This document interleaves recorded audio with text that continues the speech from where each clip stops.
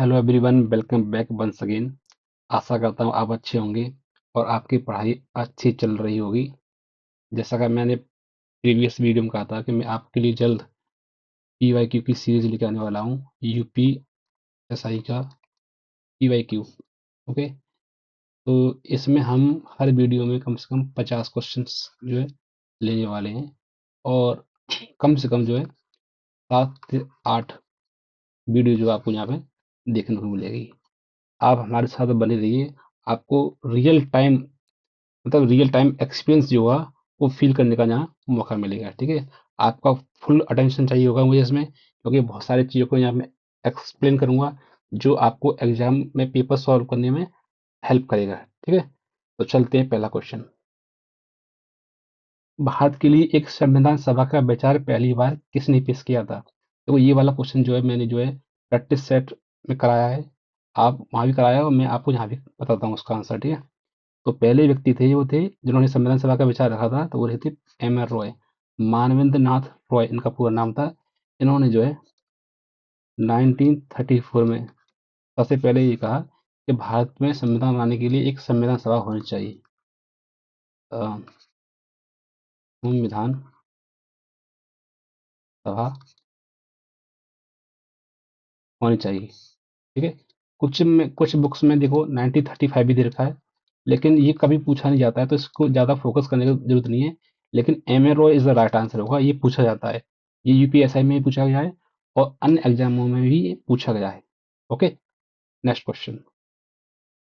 13 दिसंबर 1946 को भारतीय संविधान सभा में उद्देश्य संकल्प ऑब्जेक्टिव रेजोल्यूशन किसने पेश किया था? तो ये बहुत इंपॉर्टेंट क्वेश्चन है और ये क्वेश्चन जो है पेपर में आता है। ठीक है, तो वो थे Jawaharlal Nehru is the right answer. देखो, संविधान सभा से संबंधित आपको 3 डेटों का हमेशा ध्यान रखना है। पहली डेट है कि संविधान सभा की जो है पहली बैठक कब हुई थी? तो पहली बैठक हुई थी 9 दिसंबर 1946 को। ठीक है, दूसरी डेट थी 11 दिसंबर 1946। ठीक है, और तीसरी डेट थी 13 दिसंबर 1946। देखो, इस डेट को संविधान सभा की पहली बैठक हुई थी। कौन सी पहली बैठक हुई थी? ठीक है, इस डेट को जो है डॉक्टर राजेंद्र प्रसाद को डॉक्टर डॉक्टर राजेंद्र राजेंद्र प्रसाद प्रसाद को स्थायी अध्यक्ष चुना गया। संविधान सभा का स्थायी अध्यक्ष अध्यक्ष चुना गया। ठीक है, गया। और ये जो डेट आपकी है 13 दिसंबर 1946 को, इसी डेट को जो है पीटी नेहरू मतलब पंडित नेहरू ने जो है नेहरू ने उद्देश्य प्रस्ताव जो है पेश किया। ठीक है, उद्देश्य प्रस्ताव में लिख देता हूँ। उद्देश्य प्रस्ताव उद्देश्य प्रस्ताव पेश किया संविधान सभा में। अब उद्देश्य देखो, यहाँ तक तो ये क्वेश्चन हमारा सॉल्व हो गया। ठीक है, लेकिन मैं एक्स्ट्रा नॉलेज आपको देना चाहता हूँ कि उद्देश्य प्रस्ताव का मतलब क्या होता है। देखिए, 13 दिसंबर 1946 को पीटी नेहरू ने उद्देश्य प्रस्ताव पेश किया। इसका मतलब ये था कि हम जो संविधान बनाने जा रहे हैं आने वाले समय में, उसका क्या उद्देश्य होगा, उसकी क्या रूपरेखा होगी, वो इसमें बताई गई थी। जैसे कि ये बात करता है किसकी, समता की बात करता है। ठीक है, समानता की बात करता है, ये स्वतंत्रता की बात करता है। ठीक है, स्वतंत्रता की बात करता है, ये भाईचारे की बात करता है, भाईचारे की बात करता है। ठीक है, ये धर्मनिरपेक्षता की बात करता है, धर्मनिरपेक्षता निरपेक्षता की बात करता है। ठीक है, और ये इसके अलावा जो ये आपकी माइनॉरिटीज हैं मतलब अल्पसंख्यकों की सुरक्षा की बात करता है, की बात करता है। ठीक है, तो यही सारी चीजें आपको देखो संविधान में देखने को मिलेगी। फंडामेंटल राइट्स ये मिलेगा, ये मिलेगा, सब मिलेगा। ठीक है, कोई डीपीएस भी मिलेगा, कोई फंडामेंटल ड्यूटीज मिलेगा, सब में मिलेगा। ठीक है, तो इसका मतलब यही था कि उद्देश्य प्रस्ताव का क्या मतलब है, ठीक है? मतलब यही है कि जो हमारा जो संविधान बनने जा रहा है वो किस रूपरेखा का होगा, क्या होगा उसमें, उससे संबंधित था, ठीक है? लेकिन हमारा क्वेश्चन तो हो गया किसने बेस किया था? Jawaharlal Nehru is the right answer, ठीक है? नेक्स्ट क्वेश्चन, भारतीय संविधान का निर्माण किस सभा द्वारा किया गया था? हम सभी पता है संविधान सभा द्वारा किया गया था, ठीक है? नेक्स्ट क्वेश्चन, भारतीय संविधान को किस दिन अंगीकृत अधिनियमित और आत्मनिर्भर किया गया था? तो ये आपको देखो, ये उस डेट में नहीं दी गई है, ये अब थोड़ा पारंपरिक जो है तरीके से पेश किया गया है, तो इसका आंसर होगा 2006 वाले में ये वाला होगा, ठीक है? आप इसको मतलब इसको क्वेश्चन आप पूछने लायक तो नहीं है, लेकिन आप जो है पूछ लिया तो बता देता हूँ, ये होगा इसका आंसर। भारत एक गणतंत्र है, इसका अर्थ क्या है? सभी मामलों में अंतिम अधिकार जनता के पास है, भारत में संसदीय शासन व्यवस्था है, भारत में वंशानुगत शासन नहीं है, भारत राज्यों का क्या है, संघ है। तो देखो, गणतंत्र का मतलब क्या होता है, पहले ये मतलब समझो। गणतंत्र का मतलब होता है कि जो किसी देश का मुखिया होता है ना, देश का मुखिया, देश का देश का मुखिया, मुखिया जो होता है, कौन, मुखिया का जो स्वरूप है वो किस तरीके का है? क्या वो चुना जाता है? क्या वो इलेक्ट होता है, या फिर वो राजा है, या मतलब उसका डायनेस्टी टाइप में माहौल है इसका, ठीक है? अगर वो इलेक्टेड होता है तो वो व्यवस्था बोली जाएगी क्या, गणतंत्र। क्या, गणतंत्र। तो भारत में राष्ट्रपति का चुनाव कैसे होता है? एक चुनाव के माध्यम से होता है, मतलब चुनाव तो होता है, हम चुनते हैं उनको जो है। तो इसलिए हमारी जो व्यवस्था है क्या है, गणतंत्र की है। जबकि आप ब्रिटेन में देखोगे, यूके में मतलब, तो वहाँ के राजा किंग शासन करते हैं वहाँ पे, ठीक है? वहाँ पे चुनाव नहीं होता, वहाँ पे क्या है, डायनेस्टी, यहाँ पे वंशानुगत पद्धति वहाँ पे अपनाई गई है। वंशानुगत शासन वहाँ पे है, शासन जो है पाया जाता है, ठीक है? तो वहाँ पे कौन सा है, वंशनाव शासन पाया, तो ये अलग ही व्यवस्था है, ठीक है? तो इसका आंसर क्या होगा? भारत में वंशानुगत शासन नहीं है, यही इसका मतलब होता है। नेक्स्ट क्वेश्चन, भारत का संविधान संविधान सभा द्वारा पारित किया गया था और 16 मई 1946 को कैबिनेट मिशन प्लान के अंतर्गत इसे क्रियान्वित किया गया। इसके तहत प्रांतीय असेंबलियों द्वारा अनुपादित प्रतिनिधित्व पद्धति, मतलब प्रणाली की एकल संक्रमणीय एकल संक्रमणीय या हस्तांतरीय बात देखिए, मत द्वारा किया गया था। उस समय संविधान सभा के सदस्यों की कुल संख्या कितनी थी? ये तो मैंने आपको प्रैक्टिस सेट में भी कराया है क्वेश्चन, ठीक है? तो इसकी टोटल संख्या थी 389। 389 इज द राइट आंसर। देखिए, संविधान सभा जो बनी थी, कॉन्स्टिट्यूशन असेंबली बनी थी, वो थी 89 मेंबर थे, ठीक है? उसमें इनमें से आप दो भागों में बांटो उसको, ठीक है? एक भाग थी जो राज्य थे, मतलब ब्रिटिश भारत, ब्रिटिश इंडिया, ठीक है? दूसरा था प्रिंसली स्टेट, जिसको हम देसी रियासतें बोला जाता है, ठीक है? देसी रियासतें, देसी रियासतें उस समय भारत में बड़ी संख्या में मौजूद थी। इनको सीटें दी गई थी, वो दी गई थी 296, और 93 सीटें दी गई थी इनको, देसी रियासतों को, ठीक है? इनका तो चुनाव होना था, ओके? इनका क्या होना था कि नॉमिनेट होते थे किसके द्वारा? देसी रियासतों के राजाओं द्वारा। मतलब मान लीजिए, और मैं इसी देश ये रियासत है, इसका मैं कौन हूँ, राजा हूँ, किंग हूँ, तो मैं संविधान सभा में जो है किसी व्यक्ति को अपनी तरफ से या अपनी रियासत की तरफ से जो है नॉमिनेट कर सकता हूँ। ये अधिकार दिया गया था रियासतों को, ठीक है? ताकि वो एक संघ का निर्माण कर पाए, ऐसा न हो कि उनको नाराज कर दें, वो कहीं और भाग जाएं, ठीक है? तो इनका तो चुनाव होना था, लेकिन इनका इनका नॉमिनेशन होता था, ठीक है? इसलिए कहते हैं कि भारतीय संविधान की संविधान सभा है वो कौन सी है? आधी तो इलेक्टेड है, मतलब जो आधी तो चुनाव हुआ था, आधी क्या है, नॉमिनेटेड है। तो दोनों तरह की है, ना तो फुल नॉमिनेटेड है, ना ही फुल इलेक्टेड है, राइट? नेक्स्ट क्वेश्चन देखते हैं, भारत अथवा इंडिया राज्यों का संघ होगा का उल्लेख संविधान के किन किन नामों से किया गया है? ये भारत यानी इंडिया, इंडिया यानी भारत, सी इज राइट आंसर। हम सभी बताया कि आर्टिकल फर्स्ट क्या कहता है, आर्टिकल फर्स्ट कहता है भारत यानी इंडिया, इंडिया यानी भारत, राज्यों का क्या होगा, संघ होगा। संघ का मतलब संघ ये होगा कि इसमें जो शामिल जितने भी राज्य है वो भारत को तोड़ नहीं सकते, वो इससे अलग नहीं हट सकते, ठीक है? इसका मतलब ये होता है, लेकिन दो नाम है, भारत और इंडिया, बस, ठीक है? इसको आपको याद रखना है, ठीक है? तो C is right answer. Next question देखते हैं। देखिए, ये क्वेश्चन काफी ज्यादा इंपॉर्टेंट है, क्योंकि ये प्रेम्बल से संबंधित है, इसलिए मैंने यहाँ पे जब आपका क्वेश्चन देखा था तो मैंने आपको यहाँ पे जब प्रेम्बल को शामिल कर लिया था। ठीक है, अब प्रेम्बल को पहले हम प्रेम्बल को करेंगे, कवर करेंगे। ठीक है, क्यों? सबसे पहली बात ये क्यों, क्योंकि कोई भी एग्जाम हो, चाहे वो छोटा एग्जाम यूपीएसआई हो, ठीक है, चाहे वो पीसीएस हो, ठीक है, चाहे वो आईएएस हो, तीनों एग्जाम में भारत की संविधान की जो प्रेम्बल है उससे क्वेश्चन आते हैं कम से कम 3 से लेकर 4 तक। ठीक है, आप यूपीएसआई का जब पेपर देखोगे तो वहां भी मिलेंगे, और हर सेट में ये क्वेश्चन मिलने वाले हैं। तो मैंने सोचा कि क्यों ना इसका कोई फोटो लगाया जाए और बच्चों को समझ आ जाएगा कि इसको कवर कैसे करते हैं। ठीक है, और इससे संबंधित कुछ फैक्ट भी मैं आपको बताने वाला हूँ। ठीक है, तो बने रहिए मेरे साथ। देखो, प्रस्तावना कहाँ से ली गई है? पहली बात तो प्रस्तावना ली गई है यूएसए से। ठीक है, ठीक है, प्रस्तावना पहला संशोधन कब हुआ था? 42nd 42nd constitution amendment act 1976 में किया गया था पहला बार। क्या क्या जोड़ा गया था? 3 शब्द जोड़े गए थे, कौन कौन से? पहला था समाजवाद,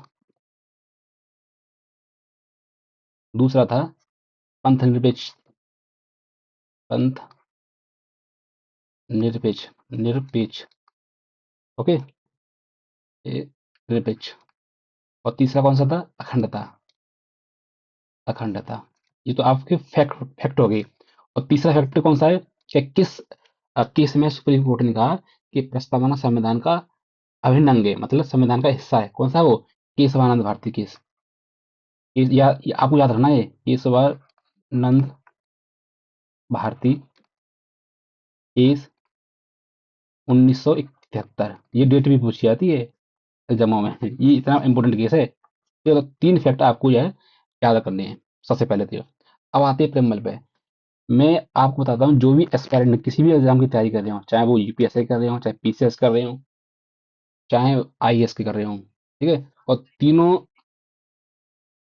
तीनों एस्पायरेंट को एक बात हमेशा एक काम हमेशा करना चाहिए, वो ये करना चाहिए, एक प्रेमबल की फोटो अपनी टेबल पे हमेशा लगा के रखें। ठीक है, ताकि वो डेली आप उसको देखें, उसको पढ़े, क्योंकि वहां से क्वेश्चन बनते हैं। देखो क्वेश्चन कैसे बनते हैं, देखो मैं पढ़ता हूँ पहले, इसके बाद 3 फैक्टर हमने कवर कर लिए, उसके बाद हम इसको पढ़ते हैं और देखते हैं क्या उसमें देखने को मिलता है और कहाँ से क्वेश्चन बनते हैं। देखो, हम भारत के लोग हम हम भारत के लोग भारत को संपूर्ण बहुत संपन्न समाजवादी पंथ निरपेक्ष लोकतांत्रिक गणराज्य बनाने के लिए तथा उसके समस्त नागरिकों को सामाजिक आर्थिक राजनीतिक न्याय विचार अभिव्यक्ति विश्वास धर्म और उपासना की स्वतंत्रता प्रतिष्ठा और अवसर की समता प्राप्त करने के लिए तथा उन सब में व्यक्ति गरिमा और राष्ट्र की एकता अखंडता सुनिश्चित करने वाली बंधुता बढ़ाने के लिए दृढ़ संकल्पित होकर अपनी इस संविधान सभा में आज तारीख 26 नवंबर 1949 को जो है को एकत्व द्वारा इस संविधान को अंगीकृत करते हैं, अधिनियमित करते हैं और आत्मनिर्भर करते हैं। ये तो रही वही प्रस्तावना। ठीक है, अब इस समय देखते हैं। देखो, हम भारत के लोग भारत को संपूर्ण विभक्त, थोड़ा पेन आपको दिखाई नहीं दे रहा है, पेन थोड़ा चेंज करता हूँ। तो पेन मैंने चेंज कर लिया है, तो मैं आपको बताता हूँ। देखो, देखिए, हम भारत के लोग भारत को एक संपूर्ण प्रभुत्व, देखो यहाँ से क्वेश्चन पूछता है तो प्रभुत्व, प्रभुत्व का मतलब क्या होता है? प्रभुत्व का मतलब होता है कि हम सॉवरन हैं, हमारे ऊपर किसी देश का दबाव नहीं है, हम जो चाहे वो करेंगे, राष्ट्रीय हित में जो कानून बनाएंगे, राष्ट्रीय हित में जो डिसीजन लेंगे वो लेंगे। इसका मतलब ये होता है हम किसी के गुलाम नहीं है, किसी के उपनिवेश नहीं है, इसका मतलब ये होता है। संपन्न समाजवादी पंथ निरपेक्ष लोकतांत्रिक गणराज्य, तो ये शब्द पूछा जाता है, समाजवादी पंथ निरपेक्ष, ये शब्द जोड़े जाते हैं कौन से द्वारा? इसके द्वारा, 42 के द्वारा। ठीक है, अब लोकतांत्रिक गणराज्य बनाने के लिए तो समस्त नागरिकों को सामाजिक आर्थिक राजनीतिक न्याय पूछता है कि पूछता है पेपर में कि भारतीय संविधान की प्रस्तावना में कितने प्रकार के न्याय की बात की गई है? तो कितने न्याय हैं? एक तो ये न्याय सामाजिक न्याय, आर्थिक न्याय और राजनीतिक न्याय की बात करता है। तो 3 तरह की न्याय की बात करता है। ये पूछे जाते हैं, विचार अभिव्यक्ति विश्वास धर्म और उपासना की स्वतंत्रता। तो 5 प्रकार की स्वतंत्रता की बात की गई है, 1, 2, 3 और 4 और 5। ठीक है, तो 5 होगी कितनी हमारी? 5 होगी हमारी स्वतंत्रताएं। ठीक है, अब अगर प्रतिष्ठा अवसर की समता, प्रतिष्ठा की बात हो रही है और अवसर की समता की बात हो रही है। ठीक है, तो अवसर की समता मतलब समता की किस बात हो रही है? एक बार की। ठीक है, और क्वेश्चन कैसे बनता है? क्वेश्चन बनता है कि पूछता है कि क्वेश्चन में कि प्रस्तावना में कितने प्रकार की न्याय की बात की गई है? तो न्याय 3 तरह के न्याय कौन से न्याय है? सामाजिक आर्थिक और राजनीतिक। पूछिएगा कि प्रस्तावना में कितने प्रकार की स्वतंत्रता की बात की गई है? तो आपको जवाब देना है 5। कौन से? विचार, अभिव्यक्ति, विश्वास, धर्म और उपासना की स्वतंत्रता। ठीक है। अब पूछे कि कितने प्रकार की समता की बात की है? तो प्रतिष्ठा और अवसर, मतलब समता की तो अवसर की समता की बात हो रही है। ठीक है, तो ये चीज आपको ध्यान है और इसका एक फोटो लेके जो है अपनी टेबल के सामने चिपका लेना है। ओके, ताकि आपको डेली उसको देखो, ऐसे हाईलाइट कर लेना कि 3, 5 ऐसे ऐसे, तो आपको आसानी होगी पेपर में, पेपर अटेम्प्ट करने में। ठीक है। उसके बाद पूछता है, तथा उन सब में व्यक्ति गरिमा और राष्ट्र की एकता, अखंडता। अखंडता शब्द जो है ये भी जोड़ा गया था कब? 42 के द्वारा, अमेंडमेंट के द्वारा। ठीक है, तो ये यहाँ मिल गया। अब दृढ़ संकल्प हो तो अपनी इस संविधान सभा में आज तारीख 26 नवंबर, ये पूछा था 26 नवंबर को हमने क्या किया था, इसको एडॉप्ट किया था। तो आपको ये इसका भी हमें ध्यान रखना है। ठीक है। अब पूछ रहा, अब चलते क्वेश्चन पे। क्वेश्चन क्या रहा है कि निम्नलिखित में से कौन सा धर्मनिरपेक्ष राज्य का सही अर्थ है? तो धर्मनिरपेक्ष राज्य क्या है? मौलिक अधिकार में कभी नहीं कहा गया है कि धर्मनिरपेक्ष की बात तक, धर्मनिरपेक्षता की बात मौलिक अधिकार में कभी नहीं कही गई है। तो फंडामेंटल राइट तो गलत होगा। ठीक है। नॉमिनल सूची नहीं किया गया है, डीपीएस में भी नहीं किया गया है, तो क्या सही है इसका आंसर? होगा B is a right answer. ठीक है। चलते हैं नेक्स्ट क्वेश्चन। आई होप आपको ये पूरा समझ में आ गया होगा। ठीक है, चलते हैं आगे। इस वर्ष में समाजवाद, धर्मनिरपेक्षता और अखंडता शब्दों को संविधान में शामिल की गई थी। देखो आया, पर मिल से क्वेश्चन नहीं आया। तो कौन सा है? तो एक तो समाजवाद है, एक धर्मनिरपेक्षता है, और क्या है? अखंडता। कौन सा अमेंडमेंट था? 42nd, 42nd constitutional amendment 1976। तो कौन सा था? 1976 इसमें। हाँ, D is right answer. Next question. निम्नलिखित में से किस शब्द का उल्लेख भारतीय संविधान की प्रस्तावना में नहीं किया गया है? देखो, आप जब भी पेपर को डील करें एग्जाम में, एक बात का हमेशा ध्यान रखें कि अगर क्वेश्चन में नहीं आ गया है तो सबसे पहले उसको सर्कल करें, क्योंकि मैंने इस नहीं के चक्कर में बहुत सारे क्वेश्चन गलत किए अपने पेपरों में। तो आप ऐसा ना करें कभी। तो नहीं दिखे तुरंत सर्कल करो, सर्कल को करो। उसके बाद कुछ नहीं पाओ ऑप्शन पर। संघवाद, पंथनिरपेक्ष, लोक कल्याण और प्रभुत्व। हमसे भी बताया कि संघ की बात इसमें नहीं की गई है। ठीक है, तो ए राइट आंसर होगा। पंथनिरपेक्षता की बात कर रहा है, करता है, सही बात है। लोक कल्याण की बात करता है, प्रभुत्व की बात करता है, लेकिन इसकी बात नहीं करता है, तो ए राइट आंसर होगा। ठीक है। Next question. उच्चतम न्यायालय और संवैधानिक विशेषज्ञ ए एम के पल्लापल्ली ने निम्नलिखित में से किसे संविधान का उद्देश्य बताया? उद्देश्य क्या होता है? तो उद्देश्य को, संविधान का उद्देश्य बताया कि कम करने का, हाँ, मौलिक अधिकार नहीं, पंथ निरपेक्षता। पंथ निरपेक्ष एक संविधान का मूल उद्देश्य होता है, बताया उन्होंने। ठीक है। Next question. देखो ये उनकी जो संवैधानिक व्याख्या है वो और भी हो सकती है, लेकिन जहां तक ऑप्शन दे रखी है, ऑप्शन में मुझे लग रहा है पंथ निरपेक्षता ही राइट आंसर होना चाहिए। आपको लगता है क्या है? तो प्लीज आप बताएं। Next question. निम्नलिखित में से भारतीय संविधान में मूलभूत विशेषता कौन सी है? तो भारतीय संविधान की मूलभूत विशेषता कौन कौन सी हो सकती है? एकात्मकता, न्यायपालिका की स्वतंत्रता, नागरिकों के मौलिक अधिकार और उपरोक्त सभी। तो जहां तक विशेषता विशेषता की बात करें, इंपोर्टेंट तो क्वेश्चन तो है ये, तो इसकी है, तो इसका मतलब न्यायपालिका की स्वतंत्रता इसका राइट आंसर होना चाहिए, क्योंकि ये सबसे बड़ी विशेषता है हमारे संविधान की। ठीक है। Next question. देखो, ये भी विशेषता हो सकती है, सी भी हो सकती है, पर यहाँ पे ये वाले ऑप्शन हमारी नहीं है। एकात्मकता भी है, पर संघी है हमारा। क्या है? संघीय विशेषता हमारे संविधान में। एक एकात्मकता जब होती है, जब कोई विपरीत परिस्थिति होती है, तो ये चीज कन्वर्ट हो जाती है किसमें? एकात्मकता में। ठीक है। अगर अब मैं थोड़ा और जोर लगाऊं, तो ये भी हो सकता है, क्वेश्चन पर डिपेंड करता है। तो इसमें डी हो सकता है आंसर इसका। ठीक है। राइट। नेक्स्ट क्वेश्चन चलते हैं। भारतीय संविधान की प्रस्तावना में सामाजिक, आर्थिक और राजनीतिक न्याय का आदर्श कहाँ से लिया गया है? ये तो इंपोर्टेंट क्वेश्चन है, ये तो कई बार पूछा जाता है, तो सी इज राइट आंसर। जो मैंने कहा ना, प्रस्तावना से क्वेश्चन बनते हैं, तो 3-4 क्वेश्चन तो इसी में बन गए मेरे। ठीक है, इसलिए प्रस्तावना को आप रट लो और समझो उसको। ठीक है। नेक्स्ट क्वेश्चन करते हैं। भारतीय संविधान को 1946 के कैबिनेट मिशन योजना के तहत गठित एक संविधान सभा द्वारा तैयार किया गया था।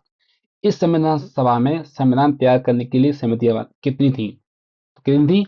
13। ये मैंने पूरा एक इसका लेक्चर कवर करवाया है, शायद लेक्चर नंबर 2 है। ठीक है, वहां देखा पूरी समितियां मैंने कवर करवाई हैं, कौन समिति कौन किसके अंडर काम करती थी, दार्शनिक कमेटी कब बनी, इसके अध्यक्ष कौन थे, वगैरह वगैरह। ठीक है, तो सीज राइट आंसर आप वहां देख लेना।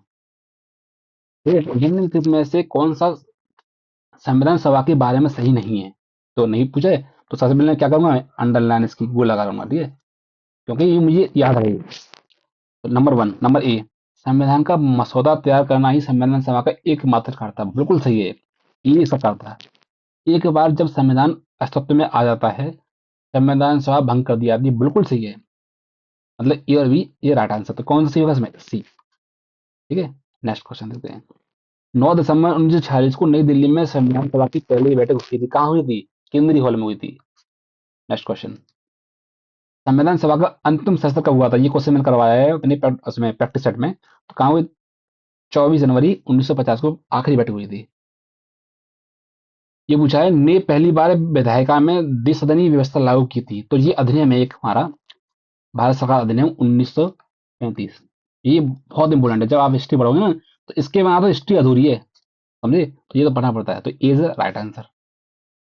संविधान में हमारे राष्ट्र का उल्लेख किन किन नामों से किया गया है। तो क्या किया गया है, इंडिया यानी भारत। तो मतलब ए इज राइट आंसर। तो हिंदुस्तान कहीं नहीं उल्लेख किया गया है, याद रखना है, ठीक है। नेक्स्ट क्वेश्चन, निम्नलिखित में से कौन भारत को धर्मनिरपेक्ष राज्य वर्णित करता है। तो धर्मनिरपेक्ष राज्य कौन वर्णित करता है, भाई प्रस्तावना। ठीक है, तो ये क्वेश्चन रिपीट हो गया है वैसे, मैंने पहले करवा दिया है, लेकिन धर्मनिरपेक्षता कहाँ मिलती है, प्रस्तावना में। नेक्स्ट क्वेश्चन, निम्नलिखित में से कौन सा शब्द 1975 में भारतीय संविधान की प्रस्तावना में सम्मिलित नहीं था। तो क्या नहीं था, न्याय, संप्रभुता, समानता, अखंडता। तो अखंडता नहीं था। क्यों, क्योंकि अखंडता कब जुड़ा गया है, अखंडता जुड़ा गया है 42nd कॉन्स्टिट्यूशनल अमेंडमेंट एक्ट 1976 में। तो अखंडता शब्द उसमें शामिल नहीं था। नेक्स्ट क्वेश्चन चलते हैं। इस वर्ष में समाजवाद, धर्मनिरपेक्षता और अखंडता शब्दों को संविधान में शामिल किया गया था, 1973। आपको ये याद होना चाहिए। नेक्स्ट क्वेश्चन, भारतीय संविधान की प्रस्तावना में भारत को किस रूप में घोषित किया गया है। किया गया है, एक सार्वभौम प्रजातांत्रिक गणतंत्र, एक समाजवादी प्रजातांत्रिक गणतंत्र, एक सार्वभौम समाजवादी धर्मनिरपेक्ष प्रजातांत्रिक गणतंत्र। इनमें से कोई नहीं। तो आप बताइए, तो इसमें कौन सा है, सी इज द राइट आंसर। क्योंकि सार्वभौम भी है हमारा, समाजवादी भी है, धर्मनिरपेक्ष भी है और प्रजातंत्र लोकतंत्र भी है, मतलब सभी इसमें शामिल है। तो ये आपको प्रमेय में मैंने अभी पढ़ाए हैं, सी इज द राइट आंसर। भारतीय गणतंत्र है जी, हमने अभी पहले ही क्वेश्चन किया था, पहले ही क्वेश्चन को क्या हुआ, सभी मामलों में अंतिम अधिकार जनता के पास होता है। ये इसका राइट आंसर है, ठीक है, क्योंकि जनता ही चुन के भेजती है। ठीक है, नेक्स्ट क्वेश्चन, निम्नलिखित में से कौन सा शब्द भारतीय संविधान की उद्देश्य का मतलब preamble में नहीं है। क्या नहीं है, संघवाद नहीं है। ओके, ये भी है, ये भी है और ये भी है। ठीक है, नेक्स्ट क्वेश्चन, भारत के संदर्भ में निम्न में से कौन धर्मनिरपेक्ष शब्द का सही भाव व्यक्त करता है। मतलब इसका मतलब क्या है, भाव क्या है इसका, धर्मनिरपेक्ष का। ठीक है, अब होता है भारत में अनेक धर्म है, तो ये गलत है। भारतीयों को धार्मिक स्वतंत्रता प्राप्त है, ये भी गलत है। ठीक है, धर्मानुपालन व्यक्ति की इच्छा पर निर्भर करता है, ये भी गलत है। तो भारत में राज्य का कोई धर्म नहीं है। तो सेकुलरिज्म का मतलब ये होता है कि एज ए स्टेट भारत का कोई धर्म नहीं है। जबकि पाकिस्तान में आप देखोगे, तो पाकिस्तान का धर्म है, पाकिस्तान का एज ए स्टेट मतलब, एज ए स्टेट मतलब राज्य, स्टेट उसका धर्म है। ठीक है, इसलिए उसको बोला जाता है Pakistan, Islamic Republic of Pakistan. ठीक है, क्योंकि वो धर्म को फॉलो करते हैं, हम नहीं करते। हमारे धर्म, हमारे स्टेट का मतलब भारत का कोई धर्म नहीं है। ठीक है, तो ये D is right answer. Next question, भारतीय संविधान की प्रस्तावना में निम्नलिखित में से किस स्वतंत्रता का वर्णन नहीं किया गया है। तो विचार की स्वतंत्रता का किया गया है, ठीक है, विश्वास की किया गया है, अभिव्यक्ति की किया गया है, आर्थिक स्वतंत्रता की नहीं की गई है। Right answer. भारतीय संविधान का कौन सा भाग संविधान की आत्मा कहलाता है। क्या कहलाता है, संवैधानिक उपचार का अधिकार। कौन सा आर्टिकल है, आप कमेंट सेक्शन में ये बताना है पहले, ठीक है। मैं लिख देता हूँ उसको, 32। किसने को बोला था कि प्रस्तावना संविधान का, भारतीय संविधान का कौन सा भाग प्रस्तावना, सॉरी, हाँ, डॉक्टर बी आर अम्बेडकर ने कहा था जी। डॉक्टर बी आर अम्बेडकर ने अम्बेडकर ने ये बोला था कि आर्टिकल 32 क्या है, संविधान की सूल है। ठीक है, तो D is right answer. Next question, निम्नलिखित में से किस बाद में उच्चतम न्यायालय ने धारणा प्रस्तुत की थी कि उद्देश्य का संविधान का भाग है? तो ये पहले ही मैंने लेक्चर शुरू करने से पहले इसको जो है बताया था। तो कौन सा है? केशवानंद भारती केस बनाम केरल राज्य 1973। Next question. भारत का संविधान के तहत गरिमा के साथ जीने का अधिकार प्राप्त होता है, मतलब right to life. RIGH to life, सम्मान के साथ जीने का अधिकार देता है। देखो कौन सा होगा उसमें? आर्टिकल 23 तो हो नहीं सकता, 22 हो नहीं सकता, ये हो नहीं सकता है। 21 इज द राइट आंसर। ठीक है, और 21A में क्या है? 21 में शिक्षा का अधिकार, क्या? RIGST, right to education. Right. कब जोड़ा गया था? 86 कॉन्स्टिट्यूशनल अमेंडमेंट 1976 में। राइट। तो इसका आंसर हो जाएगा ये। Next question. भारतीय संविधान का वो अधिकार देता है कि संसद एक अधिनियम बनाकर नए राज्य बना सके और वर्तमान राज्यों के इलाके, सीमा और नामों का परिवर्तित कर सके। तो कौन सा आर्टिकल होगा वो? Article 3। Three is the right answer. Okay. Next question. निम्नलिखित में से किससे किसी भारतीय व्यक्ति की नागरिकता रद्द नहीं हो सकती? तो देसी काल से नहीं हो सकती। ठीक है, ये इससे हो सकती है, इससे भी हो सकती है, इससे भी हो सकती है। ये मैंने चैप्टर में क्वेश्चन कराए हैं मैंने प्रैक्टिस सेट में। ठीक है, तो नहीं देखा तो नहीं, पहले हमने करना है सर्किल, उसके बाद क्वेश्चन पढ़ना है पूरा। ठीक है, चलते हैं नेक्स्ट क्वेश्चन। निम्नलिखित में से कौन सा कृत्य किसी भारतीय की नागरिकता रद्द कर सकता है? कौन सा कृत्य हो सकता है? नंबर ए, नागरिक ने संविधान के प्रति निष्ठाहीनता दर्शाई हो। बिल्कुल सही है। अगर जब आप रह रहे हैं तो संविधान के प्रति आस्था जताना या दिखाना आपका कर्तव्य है। ठीक है। नागरिक ने युद्ध के समय गैर कानूनी तरीके से शत्रु के साथ संपर्क किया हो। बिल्कुल, ये भी आंसर है। दोनों परिस्थिति में आपकी नागरिकता रद्द हो सकती है। तो ए और बी दोनों सही है, तो कौन सा सही हो जाएगा? ए इज राइट आंसर। ठीक है, ये सब लिखा है कौन से में? नागरिकता अधिनियम, अधिनियम 1955 में। कौन सा भाग? और नागरिकता कौन से भाग में? भाग 2। कौन सा आर्टिकल है? आर्टिकल 5 से लेकर के 11 के बीच में इसको है दर्शाया गया है। Next question. मौलिक अधिकार कभी भी निलंबित नहीं किया जा सकता। गलत। प्रधानमंत्री की इच्छा से निलंबित हो सकते हैं। गलत। राष्ट्रपति की इच्छा पर निलंबन हो सकते हैं। गलत। आपातकालीन स्थिति में निलंबित किया जा सकते हैं। Yes, D is right answer. इसके लिए आपको पढ़ना पड़ेगा आर्टिकल 358 और आर्टिकल 359। ठीक है, 358 359, दो आर्टिकल में इसका वर्णन है। देखिए, मैं थोड़ा यहाँ पे थोड़ा एक्सप्लेन कर देता हूँ। देखो, अगर इमरजेंसी लगती है, इमरजेंसी कौन से भाग में? भाग 18 में, भाग 18। और आर्टिकल कौन सा है? आर्टिकल है 352 में। इसमें नेशनल इमरजेंसी का उल्लेख है। कैसा? कौन सा? नेशनल, नेशनल EMERGENCY, इमरजेंसी का उल्लेख है। तो नेशनल इमरजेंसी 3 आधारों पर लाई जाती है। ठीक है, ये होता है युद्ध। मैं हिंदी में कर रहा हूँ, ठीक है, ताकि आपको समझ में आ जाए। युद्ध, बाह्य आक्रमण, बाह्य आक्रमण, युद्ध, बाह्य आक्रमण, या सशस्त्र विद्रोह, सशस्त्र, सशस्त्र विद्रोह, जो कि किसी देश के अंदर होता है। ठीक है, ये 3 जो आधार हैं वो संविधान में लिखे गए हैं। युद्ध, महाआक्रमण और सशस्त्र विद्रोह के आधार पर भारत या भारत की किसी हिस्से पर सुरक्षा का खतरा होता है तो भारत के राष्ट्रपति आर्टिकल 352 के उपबंधों के अधीन वहां पे पूरे देश में या किसी रीजन में नेशनल इमरजेंसी घोषित कर सकते हैं। ठीक है, अगर नेशनल इमरजेंसी लगती है युद्ध के आधार पर, ठीक है, और भाग के आधार पर, तो आर्टिकल 19 के सभी फंडामेंटल राइट हैं, ABCD कुछ भी हैं, वो क्या होते हैं? अपने आप खत्म हो जाते हैं। ठीक है, अगर इमरजेंसी लगती है युद्ध की छोड़ो, आक्रमण को छोड़कर सशस्त्र विद्रोह के आधार पर, मतलब इन दोनों को छोड़कर केवल इसके आधार पर लगती है किसी देश के अंदर, तो क्या होता है कि आर्टिकल 19 के तहत जो भी होते हैं फंडामेंटल राइट, उनका उल्लंघन नहीं होता है, उसको सस्पेंशन नहीं किया जा सकता है, ठीक है। तो ये आपको पता है। और कोई भी इमरजेंसी लगे, लेकिन आर्टिकल 20, ठीक है, और आर्टिकल 21, ये दो का निलंबन नहीं किया जा सकता, या कोई भी लगे, ठीक है। तो ये आपको ये बात याद रखनी है। ये कब होता है? युद्ध भाग आक्रमण के आधार पर होता है, तब क्या होते हैं, खत्म हो जाते हैं आर्टिकल 19 तक प्राप्त मौलिक अधिकार। अगर सशस्त्र विद्रोह के आधार पर लगते हैं तो आर्टिकल 19 के में खत्म नहीं होते, लागू रहते हैं हमेशा, ठीक है। नेक्स्ट क्वेश्चन देखते हैं। भारतीय संविधान के किस अनुच्छेद के अंतर्गत नागरिकों को मौलिक अधिकार प्रदान किए गए हैं? ये तो करवाया मैंने। 12 से 35 के बीच में कौन सा भाग है? भाग 3। तो कहाँ से लिए गए हैं? यूएसए से। ओके। Next question.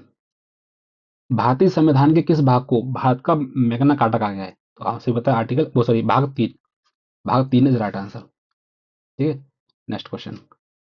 भारत की स्वतंत्रता के किस भाग को ग्रेनविल ऑस्टिन ने संविधान की चेतना के रूप में वर्णित किया? तो दो बार किया इसमें, एक तो ये आर्टिकल भाग 3 और भाग 4। भाग 3 फंडामेंटल राइट, और भाग 4 डीपीएसपी, राज्य की नीति के निर्देशक तत्व, ठीक है। Next question. मौलिक अधिकार और नागरिक अधिकारों के रूप में जाना जाता है natural right, is the right answer. Natural right होते हैं, ठीक है। नेचुरल राइट, जो कि नेचुरल राइट का मतलब ये होता है कि जो तो व्यक्ति पैदा होता है उसके साथ ही उसको प्राप्त हो जाते हैं, इसलिए इसकी तुलना की जाती है किससे? मौलिक अधिकारों से, राइट। Next question. न्यायिक समीक्षा का सिद्धांत किस देश से उत्पन्न हुआ और विकसित हुआ? न्यायिक समीक्षा का सिद्धांत हुआ है यूएसए से। आपको याद रखना है। तो भारतीय संविधान में आर्टिकल कौन सा है? आर्टिकल 13 में जो है जुडिशियल रिव्यू मतलब न्यायिक समीक्षा का प्रावधान किया गया है, ठीक है। Next question. इस मौलिक अधिकार का लक्ष्य है सामाजिक विभेद उन्मूलन करना। तो देखो, सामाजिक जो विभेद होता है उसको खत्म करने का अधिकार किसके पास है? किसमें? आपका ये स्वतंत्रता में। कौन सा आर्टिकल है? आर्टिकल देखो 14, आर्टिकल 15, आर्टिकल 16, आर्टिकल 70 है, ठीक है, और आर्टिकल 18। इसके अंतर्गत सारी चीजें का वर्णन किया गया है। हालांकि ये आर्टिकल है, लेकिन मैंने सब बता दिया आपको, ठीक है। Next question. मौलिक अधिकारों के अंतर्गत कौन सा अनुच्छेद बच्चों के शोषण से संबंधित है? आर्टिकल 24। Next question. संविधान के किस प्रावधान द्वारा अस्पष्टता का उल्लंघन किया गया है? ठीक है, तो आर्टिकल 17 में इसका उल्लेख किया है, ठीक है। यह फैक्ट है, आप याद कर लेना। अब बताइए, एक लंबा क्वेश्चन है। भारतीय नागरिकों को मौलिक अधिकारों को संदर्भ में निम्नलिखित में से कौन सा सही है? ठीक है। अस्पष्टता एक अपराध है, सही बात है, और इसे आचरण करने वाले को कानूनी सजा मिल सकती है, तो बिल्कुल सही है, मिलती है। एक्ट में भी लिखा है। नंबर बी, भारत के नागरिक किसी अन्य देश से उपाधि ग्रहण नहीं कर सकते, बिल्कुल सही है। जब तक राष्ट्रपति इस बात की परमिशन न दें तब तक इसको ग्रहण नहीं कर सकते हैं, ठीक है। तो इसका कौन सा सही होगा? दोनों सही है इसमें, ई और B is right answer. Next question. Bharat के संविधान में निम्नलिखित में से कौन सा अनुच्छेद प्रेस की स्वतंत्रता का वर्णन करता है या संबंधित है? प्रेस की स्वतंत्रता कौन सा है? आर्टिकल 19। Next question. जीवन का संरक्षण और व्यक्तिगत आजादी मौलिक अधिकार के अंग हैं, कौन सा अधिकार का अंग है? स्वतंत्रता, सही बात है। जब आपकी स्वतंत्रता ही नहीं रहेगी तो जीवन जी के क्या करोगे आप, ठीक है। तो देखो, इसमें आपका आ जाएगा ए इज राइट आंसर, ठीक है, क्योंकि ये कौन सा है?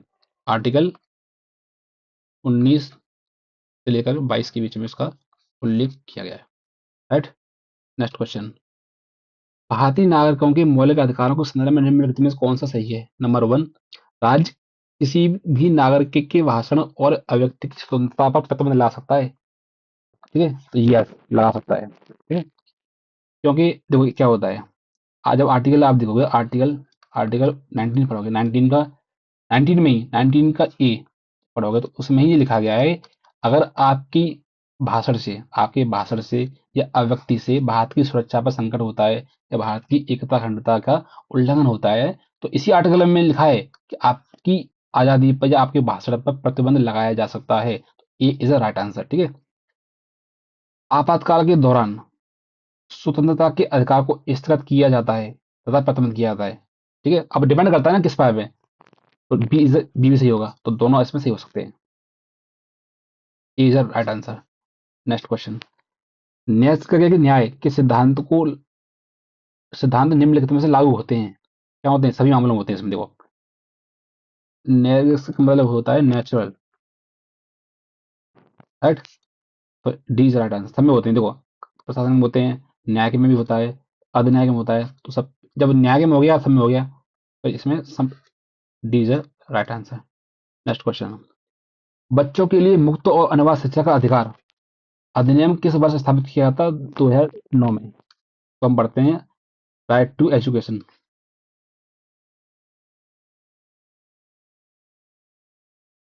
इसको शॉर्ट में बोलते हैं RTE।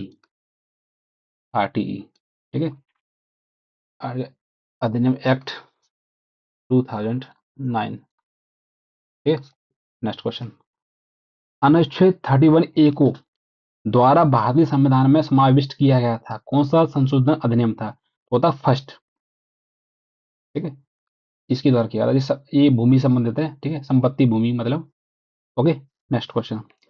निम्नलिखित में से कौन से अधिकार भारतीय संविधान के अनुच्छेद 32 के अंतर्गत संरक्षित किए जाते हैं? इसका आंसर क्या होगा? संवैधानिक उपचार। ए। कौन सा आर्टिकल है इसमें? आर्टिकल है आपका जो है 32। ठीक है। और लास्ट क्वेश्चन हमारा मौलिक अधिकार। मौलिक अधिकारों का संरक्षक कौन है? न्यायपालिका। ठीक है। न्यायपालिका कौन सा आर्टिकल है वो? आर्टिकल 32 की तरह उसको जो है संरक्षक बताया गया है। मतलब इसके हनन होने पर कोई व्यक्ति सुप्रीम कोर्ट जा सकता है, आर्टिकल 32 के तहत। और हाई कोर्ट जा सकता है, कौन सा आर्टिकल है वो? आर्टिकल 226 के तहत हाई कोर्ट जा सकता है, कहीं भी जा सकता है। ठीक है। तो इनका ये दायित्व तो है कि ये व्यक्ति के मौलिक अधिकारों को क्या करें? सुरक्षा प्रदान करें। इसलिए इसके खिलाफ क्या करते हैं? वो रिट जारी करते हैं, रिट। आपने पढ़ा होगा, मैं रिट आपको पढ़ाया लेक्चर में, रिट जारी करते हैं। रिट जारी सुप्रीम कोर्ट भी कर सकता है और हाई कोर्ट भी रिट जारी कर सकता है। ओके। तो ए इज राइट आंसर। ठीक है। आई होप ये लेक्चर आपने काफी इंजॉय किया होगा। ठीक है, तो नेक्स्ट वीडियो में मिलते हैं। अगर आपको ये लेक्चर पसंद आया हो तो आप हमारे लेक्चर को लाइक करें, शेयर करें और हमारे चैनल को सब्सक्राइब करें। मिलते हैं नेक्स्ट वीडियो में। ठीक है। Thank you so much.